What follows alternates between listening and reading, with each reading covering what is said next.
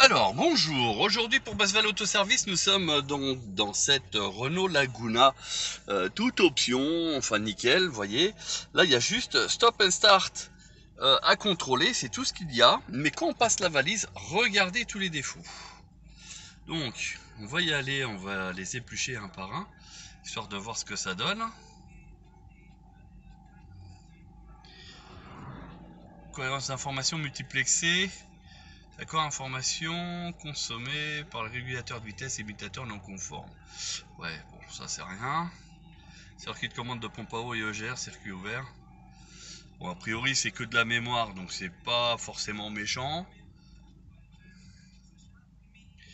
Tac. Donc là il termine.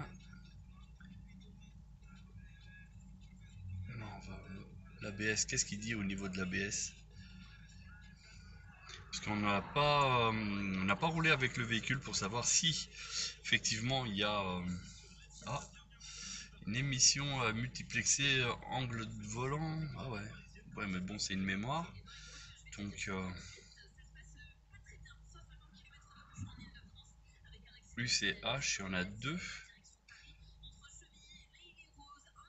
Alors, qu'est-ce qu'il va y avoir?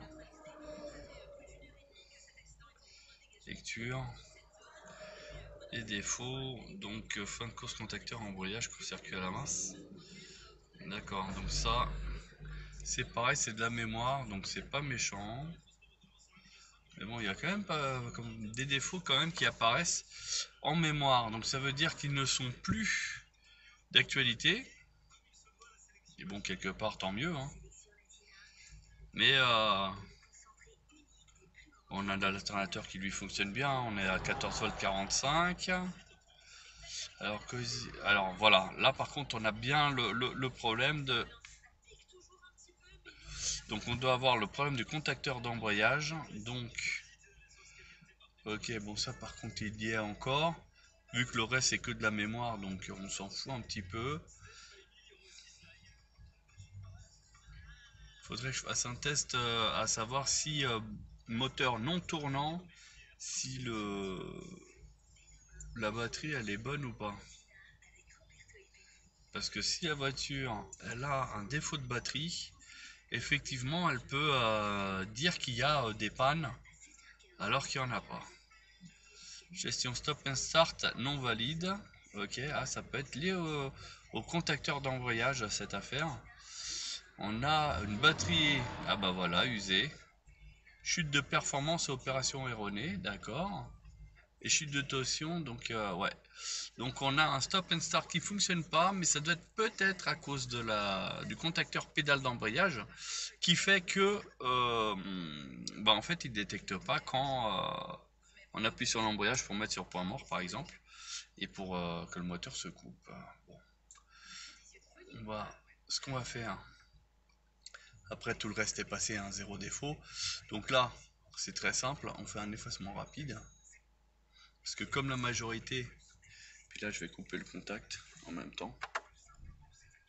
Et comme la majorité c'était que de la mémoire, donc logiquement on devrait avoir éventuellement que deux défauts qui sortiraient. Voilà, donc là on a un défaut.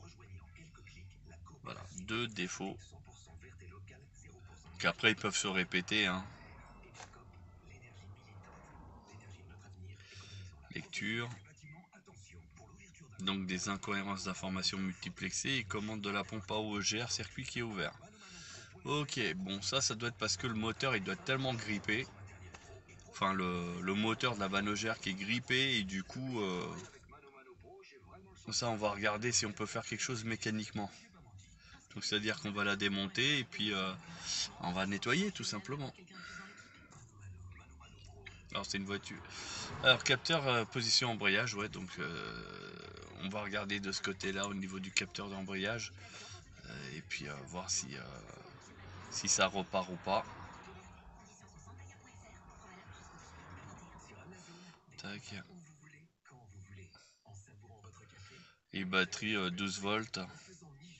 Donc là on est à l'arrêt, on a 12,38, hein, donc erroné, ça serait un peu gros quand même, mais non, elle est encore bonne. Donc après, il est fort possible qu'il y ait eu une chute de tension parce que la voiture n'a peut-être pas servi pendant 15 jours ou plus. Et du coup, la batterie s'est retrouvée un petit peu faiblarde. Mais sinon, à part ça, je vois pas. Parce que là, on a 12 volts 38, ce qui est bon, hein. C'est pas neuf, certes, mais c'est pas mort. Voilà. Euh, Tac. Bon bah voilà. On va se pencher sur la voiture là, plus précisément sur le problème du stop and start. Vu que là-dessus on a une révision complète à faire et on va faire ça tranquillement et voilà. Donc la cliente nous avait pas informé du problème du stop and start, donc du coup on va s'y pencher bien et faire en sorte que ça fonctionne. Voilà, donc si vous aussi vous êtes intéressé par ce genre de prestations, n'hésitez pas à nous contacter. Et puis, on vous fait un devis gratuit. Sur ce, bonne journée, à bientôt. Au revoir.